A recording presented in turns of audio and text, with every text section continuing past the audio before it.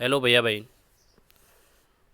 मैं आचार्य कालूराम, राय गांधी आदर्श विद्या मंदिर माध्यमिक तखतगढ़।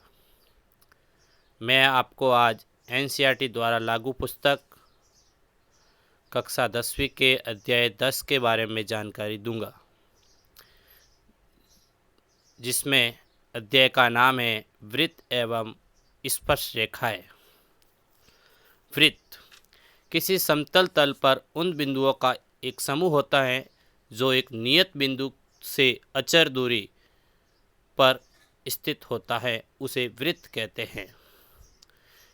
इसके अंतर्गत बनने वाली निम्न प्रकार की आकृतियों के बारे में मैं आपको जानकारी दे रहा हूँ। सबसे पहले आकृति नंबर 1, एक वृत्त है, उसके पास में एक समांतर रेखा सरल रेखा खींची हुई है। वृत्त के पास एक सरल रेखा जो वृत्त को स्पर्श नहीं कर रही है। वृत्त को वो सरल रेखा स्पर्श नहीं करती हैं, इसीलिए उसे न तो छेदक रेखा कहेंगे न ही स्पर्श रेखा। वो आपको एक सरल रेखा के रूप में प्राप्त होगी। आकृति नंबर जो 2 है वो वृत्त के 2 बिंदुओं पर प्रतिच्छेद कर रही हैं और वृत्त को प्रतिच्छेद करती हुई निकल रही है। वृत्त के 2 बिंदु पर वो प्रतिच्छेद करती हैं, ए और बी बिंदु पर, और वो वृत्त को प्रतिच्छेद करती हुई निकलती हैं, उसे छेदक रेखा कहते हैं।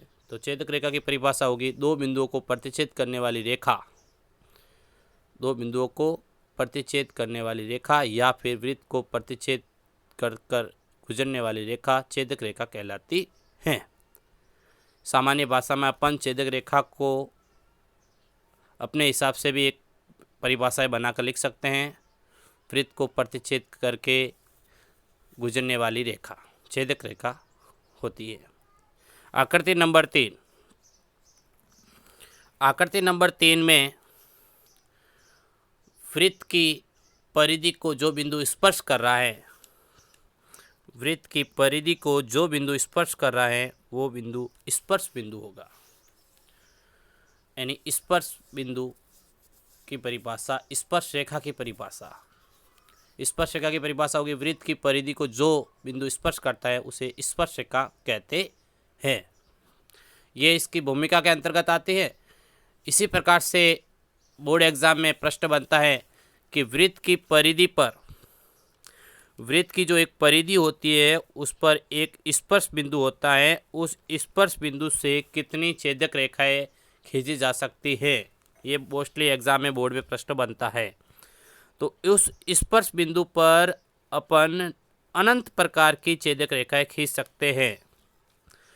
यानी छेदक रेखा का नाम आता है एक स्पर्श बिंदु से कितनी छेदक रेखा खींची जा सकती है, कितनी छेदक रेखा होती है, तो अनंत।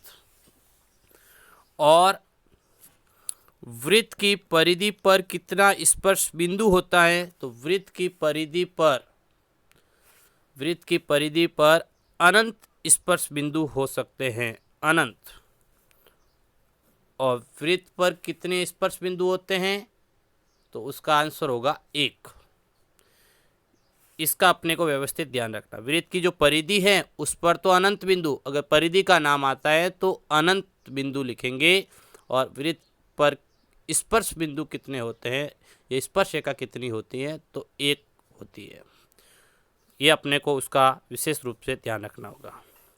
नेक्स्ट जो आगे प्रश्न बनता है, देखिए अपने इस किताब के अंतर्गत भी बताया गया है कि वृत्त के एक बिंदु पर एक और केवल एक स्पर्श रेखा होती है। जो वृत्त का जो एक और बिंदु दिया हुआ है, वृत्त पर अगर एक ही बिंदु है तो उस पर केवल एक और एक ही स्पर्श रेखा होती है।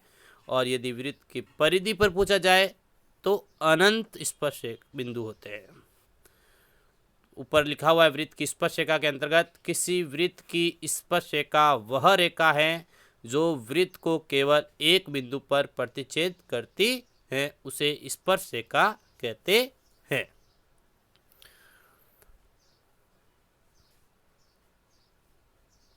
नेक्स्ट इसके अंतर्गत बनने वाले परिमेय के बारे में मैं आपको जानकारी दे रहा हूँ। तो जो वृत्त की जो स्पर्श बिंदु होता है वो हमेशा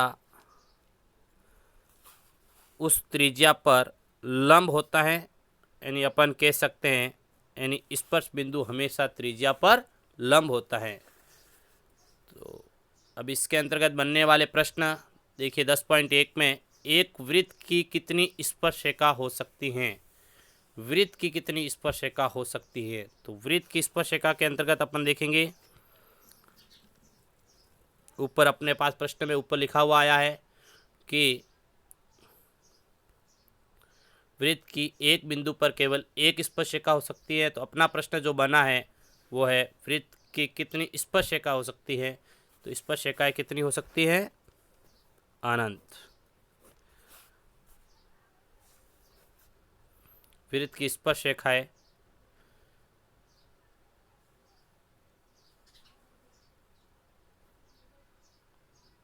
बिंदु पर तो एक होती है और परिधि पर अनंत होती हैं। इसका विशेष रूप से अपने को ध्यान रखना है।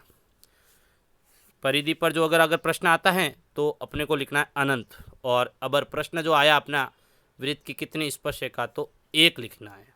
वृत्त की कितनी स्पर्शरेखा हो सकती है, एक। दूसरा प्रश्न है रिक्त स्थानों की पूर्ति कीजिए। किसी वृत्त को स्पर्शरेखा उसे स्पर्श बिंदुओं पर या प्रतिच्छेद बिंदुओं पर